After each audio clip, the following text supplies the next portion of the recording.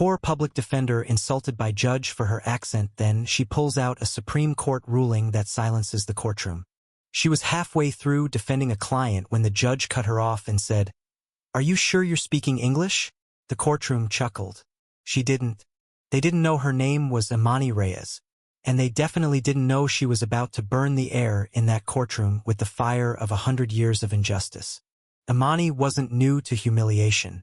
She grew up learning to keep her voice low in a country that constantly mistook it for threat, disrespect, or noise. Born to Dominican parents in the Bronx, she spoke with a warm Caribbean rhythm that no Ivy League law school ever trained for. But what she lacked in diction, she carried tenfold in conviction. It was supposed to be a routine public defense Hiringa minor drug possession case. But in courtroom 4C of the Manhattan Criminal Courthouse, justice was more about theater than truth. And Judge Emery Caldwell, robed in old money and thin patience, played the lead antagonist with cruel precision. The client, a young black man named Jamal Thompson, had been picked up in Harlem with 2 joints in his backpack. No priors, no intent to sell. The case should have been dismissed before it even started. But instead, it turned into a slow humiliation, with Caldwell grilling Imani more than the prosecution. "Miss Reyes, please repeat that argument. Slower this time," the judge said, resting his chin on his gnarled hand like he was watching bad TV. "Some of us don't speak." Street. Gasps from the gallery. Snickers from the jury. Imani didn't blink. "Your Honor," she said, voice steady, "my client has the constitutional right to a fair trial, and I have the right to speak without being ridiculed based on my accent." Caldwell's eyes narrowed. "Is that a threat, counselor?" "No, sir," she replied. "It's a precedent." And that's when she reached into her bag. The courtroom had been noisy a second earlier. Now it quieted like someone had cut the mic at a comedy show. Imani pulled out a slim folder. Not new, not flashy. Just old paper and binding, but with the weight of a nation behind it. "This," she said, holding it aloft, "is the Supreme Court ruling from Hernandez versus Texas, 1954. It established that systemic bias, including linguistic discrimination, is a violation of the Equal Protection Clause under the 14th Amendment." She walked slowly to the bench, placed the ruling before the judge, and added, "I'd advise the court to review what happens when someone's ethnicity, language, or identity is used to undermine their constitutional rights." Caldwell didn't touch the document. He stared at it like it might bite. No one dared speak. Even the stenographer paused her typing, fingers hovering midair. Imani turned to the jury. "My client is not a criminal. He's a victim of a system that chooses who deserves empathy based on zip code, skin tone, and how closely their lawyers sound to cable news anchors." She looked at each of them, old, young, white, brown, and then finally back at the judge. "If my accent bothers the court more than the facts of this case, then maybe the problem isn't my voice. Maybe it's your ears." Dead silence. It was Jamal who finally whispered, "Damn." Not loud, just enough. The judge cleared his throat. Motion to dismiss. Granted. No apology. No eye contact. Just an escape hatch. But Imani didn't need his words. The silence was enough. It was louder than any insult. Back in her office, if you could call it that, a closet with a flickering light and a coffee stain that had its own backstory, Imani sat at her desk and finally exhaled. Jamal had left with tears in his eyes. Said she was the first person in the system who ever looked at him like he was a human being, not a case number. Her phone buzzed. It was another case, another name, another uphill battle. But something was different now. Word was spreading. By the end of the day, the clip of her confrontation had gone viral. A journalist from a progressive law outlet had been in the back row and caught the whole thing. It was now titled, "Bronx Public Defender Shuts Down Judge's Racist Insult with Supreme Court Ruling." The comments were explosive. "That woman deserves to be on the bench. If you can't hear justice in an accent, you don't deserve to wear a robe. Imani Reyes is the hero we didn't know we needed." She read them all but didn't smile. Not because she wasn't grateful, but because she knew tomorrow in another courtroom, another judge might ask the same question. "Are you sure you're speaking English?" And she'd answer the same way she did today, with facts, fire, and the full weight of the law. But she'd also carry something else now. She carried every person who'd ever been told they were too loud, too foreign, too street, too different. And she made them audible. The phone didn't stop ringing. By noon the next day, her inbox had 473 unread emails. Some were from journalists. Others were from civil rights groups, law students, community leaders. Even a retired federal judge had sent her a brief note. "You reminded us of what justice sounds like. Don't stop." But not all voices were friendly. At 2:14 p.m., an anonymous caller left a voicemail. "You might have won the internet, but in this city we know how to keep loudmouths like you in check. Go back to your barrio." Imani closed her eyes, inhaled, exhaled. Fear crept in, not because she hadn't heard words like those before, but because now she had something to lose. Attention was a double-edged sword. She wasn't built for fame. She was built for fights no one clapped for. Still, she didn't back down. Her next hearing was scheduled for the following week, different courtroom, different judge. But word had traveled fast through courthouse halls. Whispers followed her into elevators. Colleagues glanced her way with cautious admiration. Some grinned like she'd done the impossible. Others avoided eye contact, afraid that supporting her would get them branded too. And then, of course, came the memo. A thin white envelope slipped under her office door. The logo on the top corner. The Office of the Administrative Judge, 1st Judicial District. The letter inside was colder than the hallway it came from.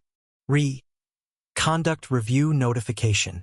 Ms. Imani Reyes, this office has received multiple complaints regarding inappropriate conduct within the courtroom during the matter of People v. Thompson. You are hereby requested to appear before an internal review panel to assess whether your actions, demeanor, and public statements reflect the standards expected of an officer of the court. Failure to comply may result in disciplinary action. Respectfully, Administrative Counsel. She stared at it. Not surprised. Not even angry. Just exhausted. They were really doing this. The hearing wasn't public. That was the first red flag. Held in a dim, wood-paneled room that smelled of policy and politics. Imani was seated across from a panel of 3 senior attorneys, 2 white men in their 60s, and 1 woman who never once looked up from her notes. "Ms. Reyes," said the center panelist, a man who looked like he ironed his smiles. "We'd like to give you the opportunity to explain your actions in the Caldwell courtroom, specifically your tone." "My tone," Imani repeated. "Yes." Multiple observers noted that your language and delivery were combative. "Would you describe yourself as confrontational?" "No," she said. "I'd describe myself as someone who doesn't let a robe disguise a racist." There was silence. One of the panelists cleared his throat. "We understand you felt provoked," the woman finally said, still not looking up. "But your job isn't to provoke in return. It's to de-escalate." "Is that what you think I did?" Imani asked. "Escalate? Or did I simply refuse to be humiliated?" "We're not here to debate," said the center panelist. "We're here to assess whether your behavior upheld the dignity of this profession." Imani leaned forward.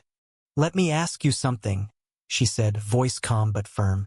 "If a white male attorney from Yale had cited a Supreme Court precedent in response to a judge, would he be sitting here answering questions about his tone?"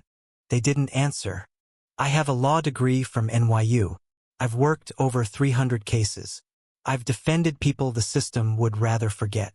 And when a judge mocked my accent in open court, I didn't scream. I didn't curse. I cited constitutional law. If that's considered undignified, maybe your definition of dignity is broken." For a moment, the panel looked like it might shatter under the weight of her truth. But bureaucracy is resilient. "We'll be in touch," the center panelist said flatly. Imani left the room colder than she entered it. By that weekend, Imani Reyes was trending again, but this time, the narrative was split. Conservative commentators called her a woke warrior who disrespected the bench. One headline read, "Radical Bronx lawyer declares war on American courts." But the other side was louder. Civil rights organizations rallied. Law students marched. A petition demanding the disciplinary review be dropped hit 500,000 signatures in 72 hours. And then unexpectedly Judge Caldwell spoke. In a half-hearted statement issued through his spokesperson, he said, "My comment was misunderstood. I have the utmost respect for all officers of the court. I regret if anyone felt disrespected. No apology. Just a classic if you were offended shrug disguised as remorse." Imani didn't respond. She was done debating humanity. Instead, she prepared for the most important case of her life. Because what came next wasn't just about her. It was about the entire public defender system. On Monday morning, she received a visitor. An older black woman in a navy suit stepped into her office, sharp eyes beneath silver curls. "You don't know me," she said, extending her hand. "But I know you.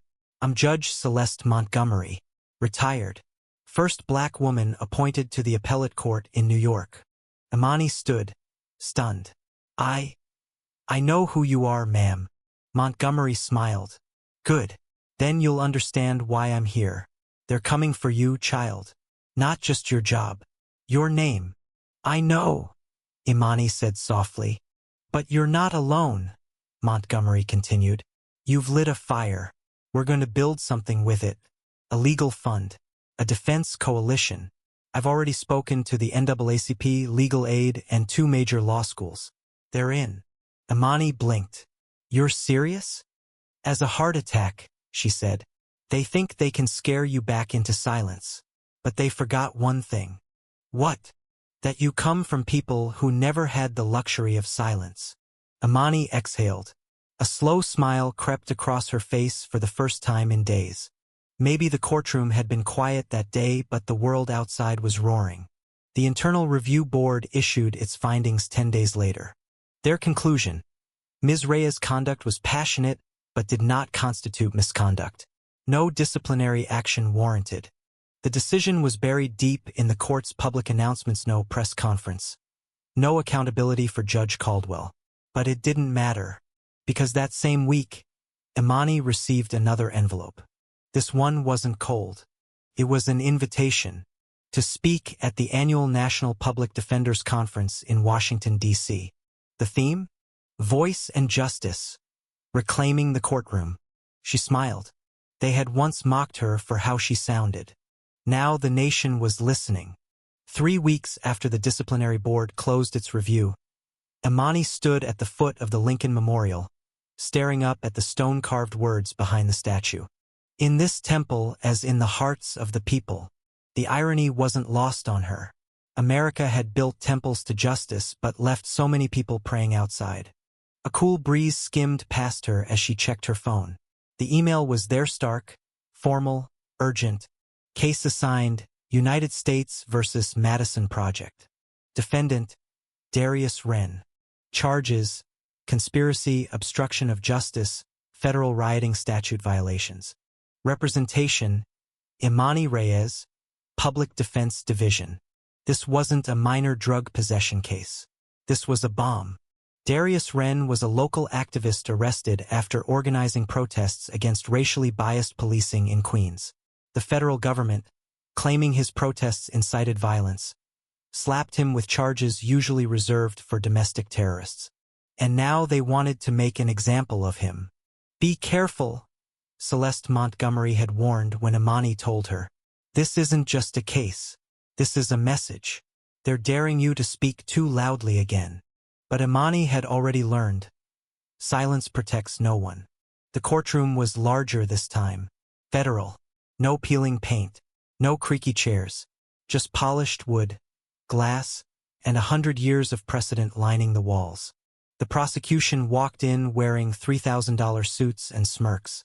Led by Assistant U.S. Attorney Claire Hanley, a rising star known for brutal efficiency and charming cruelty. She greeted Imani with a handshake that felt more like a warning. "Ms. Reyes, I've heard a lot about you." Imani returned the smile. "Good. Then you'll know I don't scare easy." Opening arguments began, and the government wasted no time painting Darius Wren as a dangerous radical. They played shaky footage of broken storefronts, lifted tweets out of context, and threw around words like instigator and urban disruption like confetti. Imani listened without flinching. Then, when it was her turn, she stood and approached the jury with quiet calm. "I want you to listen closely to what the government just did," she said. "They showed you images of broken glass, not broken trust. They quoted social media, not the Constitution." She gestured to Darius, seated behind her, hands folded. This man didn't carry a weapon. He carried a bullhorn. He didn't plan riots. He planned community meetings. The only thing Darius Wren is guilty of is using his voice in a country that would rather he whisper. Objections. Sustained. But the point landed. The jurors were listening. Over the next 3 days, the case grew hotter. The government presented footage of Darius yelling at police. They called witnesses who claimed the protests blocked emergency services. But Imani countered with community organizers, business owners who thanked Darius for keeping protesters peaceful, even a retired officer who admitted off-record that the kid was a hell of a lot more organized than we were. But then came the 4th day. That's when they brought out the voice recording. A snippet, pulled from a group chat, where Darius's voice could be heard saying, "They want to keep killing us? Maybe it's time we fight back." The courtroom buzzed. The prosecutor looked triumphant. The jury shifted uncomfortably. Imani knew this moment could swing the trial, so she asked for a recess. Then she stayed up all night reviewing the full audio file. She found what the government cut out. The full quote, "They want to keep killing us? Maybe it's time we fight back with votes, with marches, with lawsuits. Not with fire, with facts." The next morning, Imani came armed not with emotion, but with evidence. She played the full recording. When it ended, she turned to the jury. That's what fear does. It edits truth. It clips sentences. It removes context. The government tried to object. Overruled. Momentum shifted. Still, the pressure outside the courtroom grew unbearable. News vans parked outside her building. Online trolls doxed her address. Her mother begged her to drop the case. "I'm scared for you," she said through tears over the phone. "You're poking giants, Mija."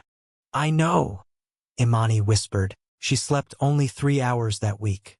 She lived off coffee and fury. But on the 6th day of trial, something happened she didn't expect.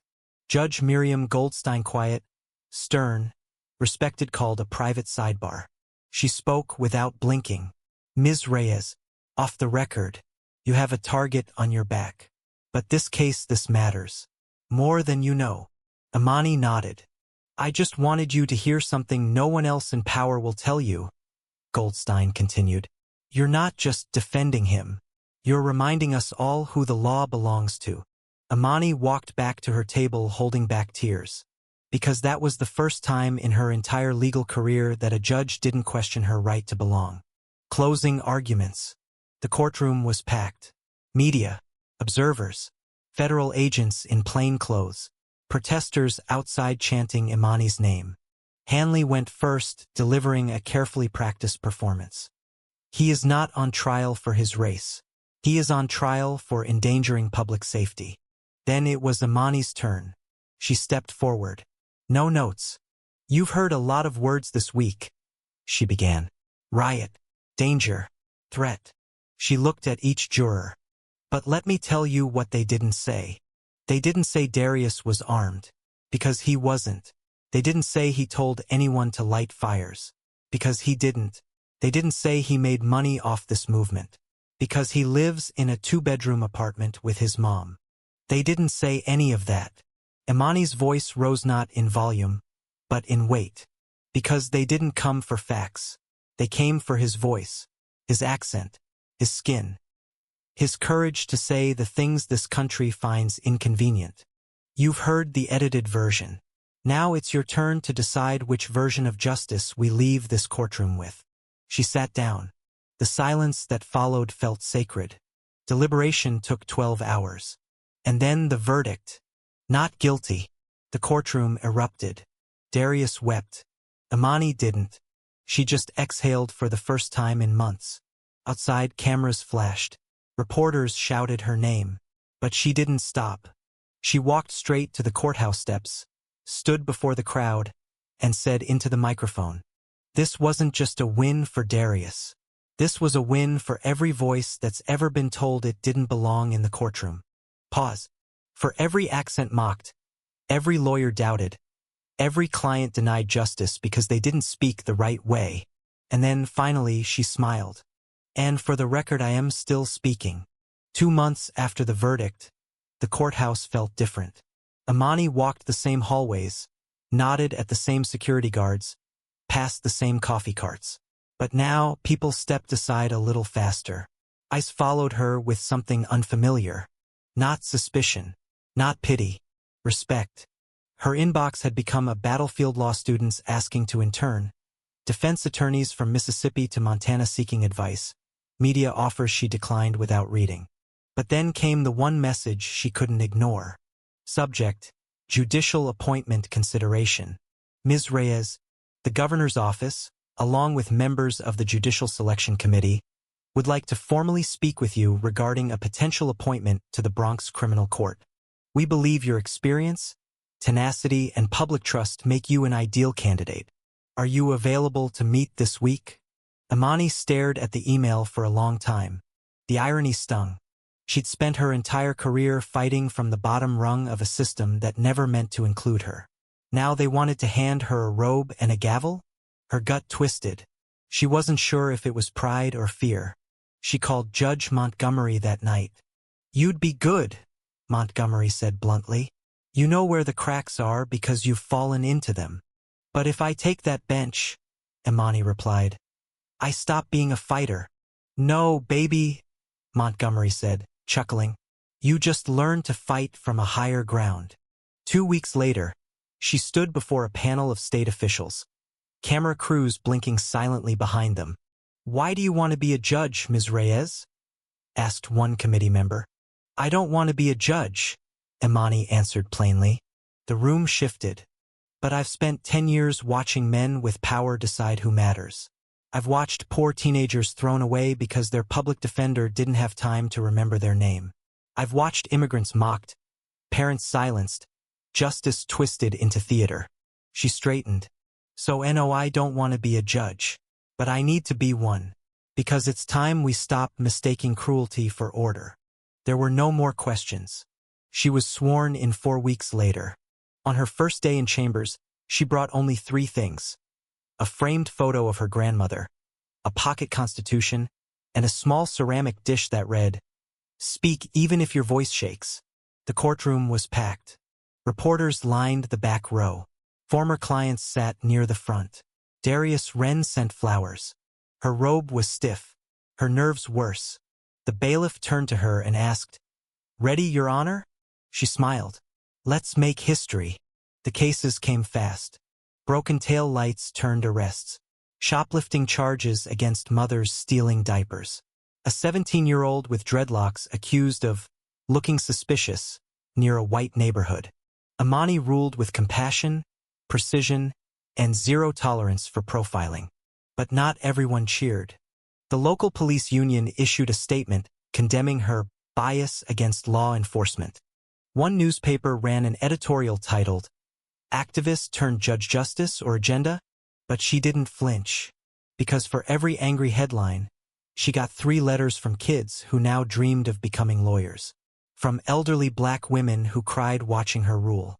From law students who said, "I almost gave up until you." One afternoon, during recess, a young Latina court interpreter approached her. "My mother used to clean these courtrooms," she whispered.